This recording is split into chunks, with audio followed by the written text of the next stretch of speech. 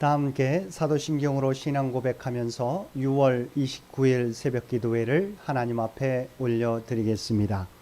전능하사 천지를 만드신 하나님 아버지를 내가 믿사오며 그 외아들 우리 주 예수 그리스도를 믿사오니 이는 성령으로 잉태하사 동정녀 마리아에게 나시고 본디오 빌라도에게 고난을 받으사 십자가에 못 박혀 죽으시고 장사한 지 사흘 만에 죽은 자 가운데서 다시 살아나시며 하늘에 오르사 전능하신 하나님 우편에 앉아 계시다가 저리로서 산자와 죽은 자를 심판하러 오시리라.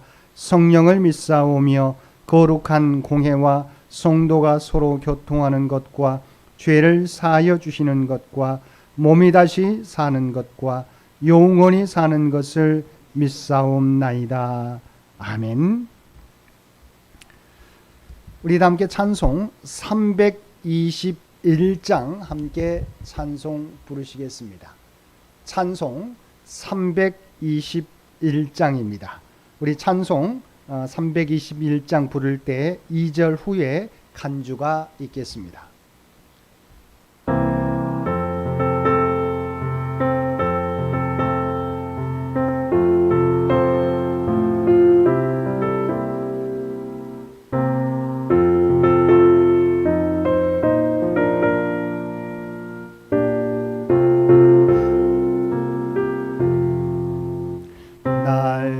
속하신 예수께 내 생명 모두 드리니 늘 진실하게 하소서. 내 구주 예수여 구주 위에 살리라. 내 기쁨 한량 없으리. 갈 길 인도하소서. 내 구주 예수여 날 구원하신 예수를 일평생 의지하오니 날 영접하여 주소서. 내 구주 예수여 나 구주 위에 살리라. 내 기쁨 한량 없으리. 내 갈 길 인도하소서. 내 구주 예수여. 간주입니다.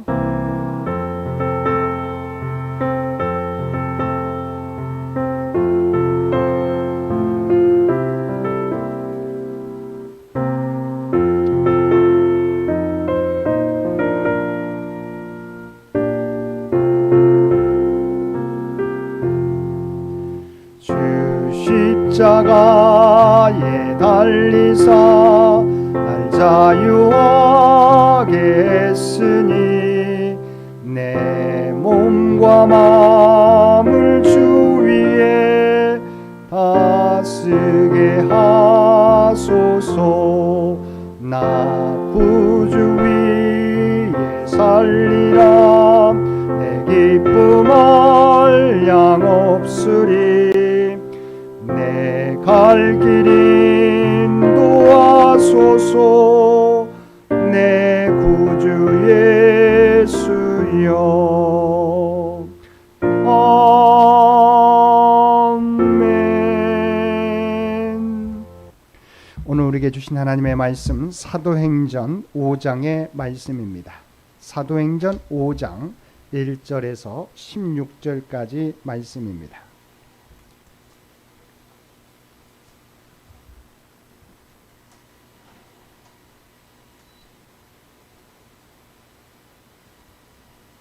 사도행전 5장 1절에서 16절까지 말씀입니다. 우리 주신 말씀 5장 1절에서 16절까지 우리 한 절씩 교독합니다. 아나니아라 하는 사람이 그의 아내 삽비라와 더불어 소유를 팔아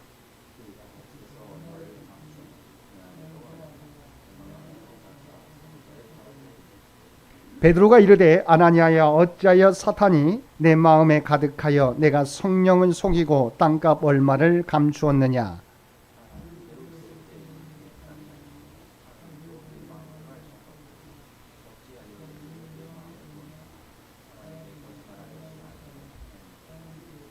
아나니아가 이 말을 듣고 엎드러져 혼이 떠나니 이 일을 듣는 사람이 다 크게 두려워하더라. 3시간쯤 지나 그의 아내가 그 일어난 일을 알지 못하고 들어오니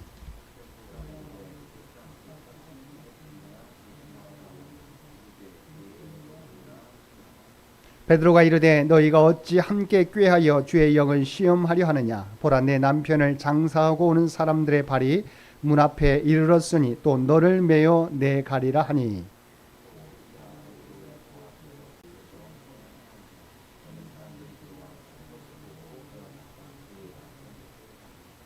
온 교회와 이 일을 듣는 사람들이 다 크게 두려워하니라.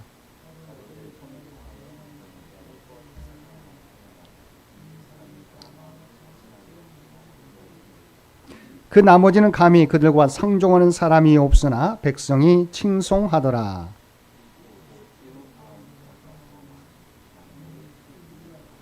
심지어 병든 사람을 메고 거리에 나가 침대와 요 위에 누이고 베드로가 지날 때 혹 그의 그림자라도 누구에게 덮일까 바라고 예루살렘 부근의 수많은 사람들도 모여 병든 사람과 더러운 귀신에게 괴로움 받는 사람을 데리고 와서 다 나음을 얻으니라. 아멘. 오늘도 새벽을 깨우고 말씀과 기도로 목요일 하루를 시작하는 우리 모든 성도들 가운데 하나님의 놀라운 은혜가 언제나 함께하여 주시기를 주님의 이름으로 간절히 축원드립니다. 우리는 마가의 타락방에 임한 성령을 통해서 교회가 태동하게 되었음을 지난번 살펴보았습니다. 그런데 사도행전 4장에서 6장은 이렇게 막 탄생한 교회에 연이어 닥친 시험과 그 시험을 이기고 성장하는 교회의 모습을 담고 있습니다. 지난 4장에서는 초대교회가 유대교회의 박해에도 불구하고 하나님을 의지하는 것과 헌신적인 유무상통의 신앙 공동생활을 통하여 도리어 더욱 크게 성장해 갔음을 살펴보았습니다. 오늘 함께 읽은 5장에서는 한참 성장 일로에 있던 예루살렘 초대교회를 심각한 위기로 몰아갈 수 있었던 한 중대한 사건을 소개하고 있습니다. 이 사건은 교회 외적인 핍박이 아니라 교회 내부에서 발생한 사건이란 점에서 문제의 심각성이 더 크다고 할 수 있습니다. 즉 아나니아와 삽비라 부부가 거짓 봉헌 사건으로 성령과 사도들을 속이려 하다가 하나님께 심판을 받은 사건이 발생한 것입니다. 이 사건은 유무상통의 신앙 공동체를 유지하던 초대교회의 순수성과 일치를 위협하는 중차대한 사건이었습니다. 이 사건은 어제 말씀 끝부분에 나오는 바나바의 헌신과 연결됩니다. 우리 부목사님 에어컨 좀 켜주시기 바랍니다. 바나바가 자신의 밭을 팔아 사도들 발 앞에 내놓은 것을 본 아나니아와 삽비라가 자신들도 자신의 소유를 팔아 사도들의 발 앞에 내놓되 일부를 숨기고 내놓은 것입니다. 3절에서는 이와 같은 행위를 성령을 속인 일로 묘사하고 있습니다. 이로 보건대 아나니아는 자기의 소유를 팔고 받은 돈 가운데 일부만을 교회에 바치면서 전부를 바쳤다고 거짓말을 하였던 것 같습니다. 당시 초대교회는 성도들 간의 유무상통의 삶을 살고 있었습니다. 앞에서도 살펴보았지만 바나바는 자기의 전 재산을 팔아 교회에 바쳐서 가난한 성도들의 구제에 사용하도록 하였습니다. 아나니아와 삽비라 부부도 초대교회 성도들이 이러한 신앙 분위기에 크게 고무되었을 것입니다. 또 그들에게는 나름대로 하나님께 대한 신앙도 있었을 것입니다.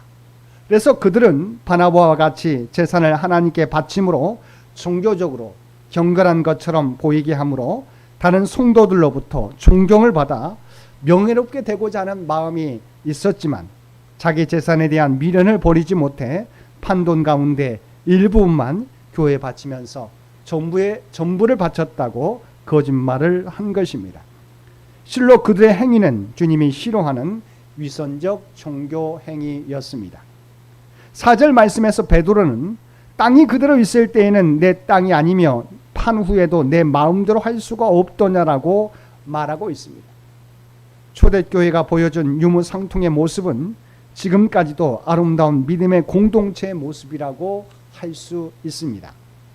그러나 예루살렘 공동체의 이러한 놀라운 헌신은 의무가 아니라 자발적인 참여였다는 것입니다. 그래서 아나니아와 삽비라가 땅을 팔아 바치는 것은 의무가 아니었습니다. 그들이 전부가 아니라 일부를 바쳐도 누구도 뭐라고 할 사람이 없었습니다.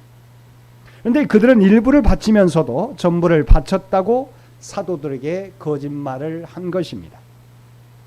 그들 마음 가운데 바나바와 같이 존경을 받고 싶으나 재산 전부를 바치기에는 아까운 마음이 들었던 것입니다.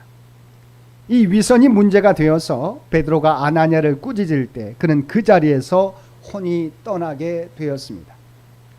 이 부분에 대하여 하나님의 심판이 과한 것은 아닌가라고 말할 수 있지만 종교개혁자 칼빈은 다음과 같이 아나니아의 죄를 고발하고 있습니다. 첫째, 하나님을 업신여긴 죄.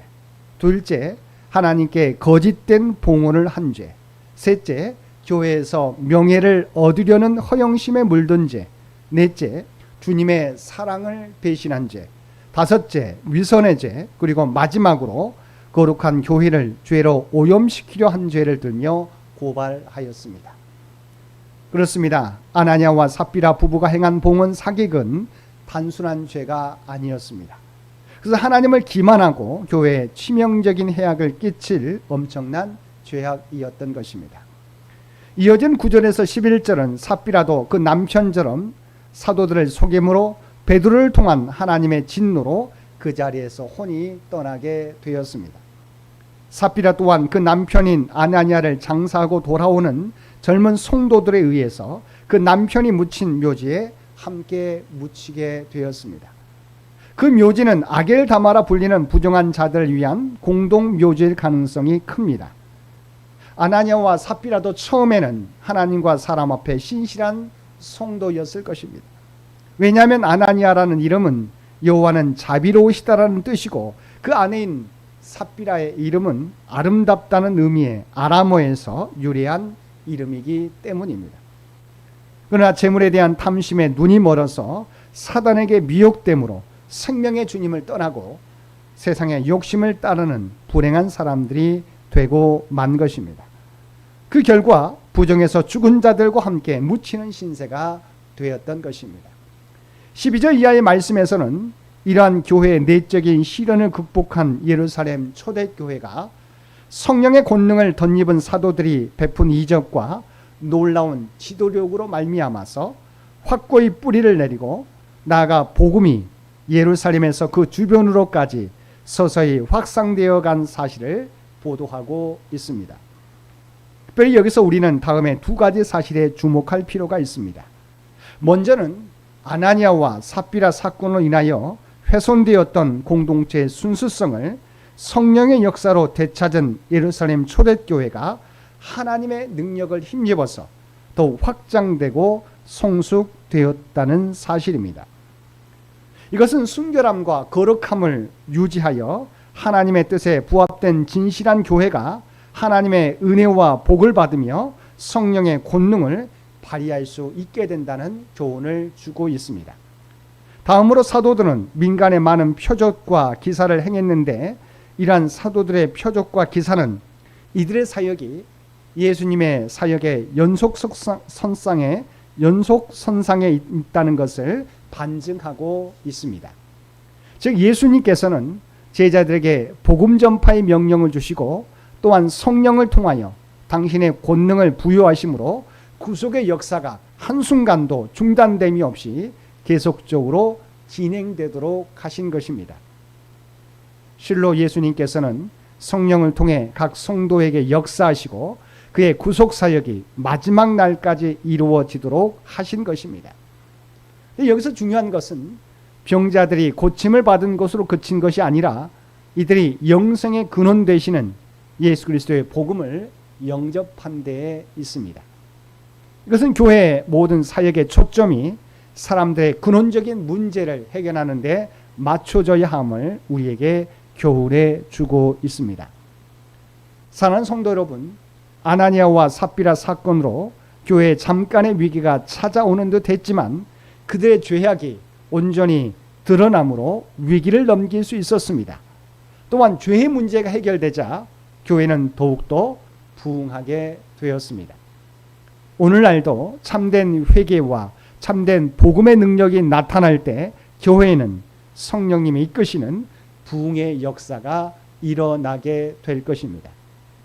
오늘도 우리의 삶의 자리에서 우리가 그리스도인으로서 온전한 모습으로 살아가고 있는지 우리 자신을 돌아보고 주님께로 돌아섬으로 주님이 이끄시는 참된 회복과 부흥의 역사를 이루며 살아가는 저와 여러분이 되시기를 주님의 이름으로 간절히 축원드립니다. 함께 기도드리겠습니다.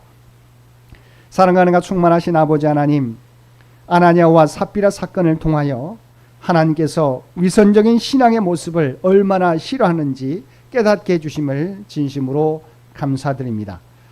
하나님 앞에서 거짓 없는 신앙의 삶을 살아가게 하시고 참된 회개와 복음의 능력을 통하여 하나님의 놀라운 회복과 부흥을 경험하며 살아가는 저희 모두가 되게 하여 주옵소서. 오늘도 이 나라 이 민족을 위하여 기도드립니다. 아버지 하나님께서 친히 이 민족과 함께해 주셔서 인도하여 주시기를 원합니다.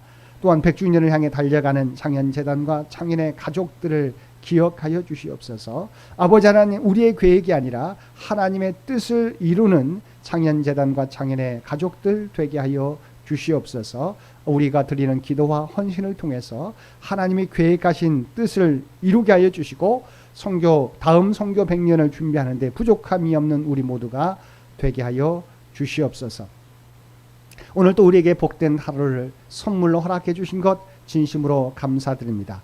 우리에게 주신 하루의 시간 아버지 하나님 헛되이 보내지 않게 하여 주시고 우리의 삶의 자리에서 우리가 서 있는 삶의 자리에서 그리스도의 아름다운 향기 선한 영향력을 나타내며 살아가게 하여 주시옵소서. 우리를 통해서 오늘도 보이지 않는 하나님을 세상 가운데 드러내며 살아가는 우리 모두가 되게 하여 주옵소서. 이제는 우리 주 예수 그리스도의 은혜와 아버지 하나님의 극진하신 사랑하심과 성령님의 세상 끝날까지 우리와 함께 하시며 동행하시는 놀라운 교통의 역사가 오늘 주신 말씀을 따라 우리가 어떤 상황 가운데 있을지라도 하나님을 두려워하며 하나님 앞에서 정직하게 행하며 살아가겠노라고 결단하며 세상 가운데 나아가는 사랑하는 주의 백성들과 그의 가정과 산업의 터전 위에 이제로부터 영원토록 함께 해주시기를 우리 주 예수님의 이름으로 간절히 축원하옵나이다. 아멘. 여러분 기도하실 때 오늘 주신 말씀을 위해서 이 나라 이 민족을 위해서 창현재단을 위해서 창현의 가족들을 위해서 기도해 주시고 각자의 기도 제목 가지고 하나님 앞에 더욱더 가까이 나아가시기를 바랍니다.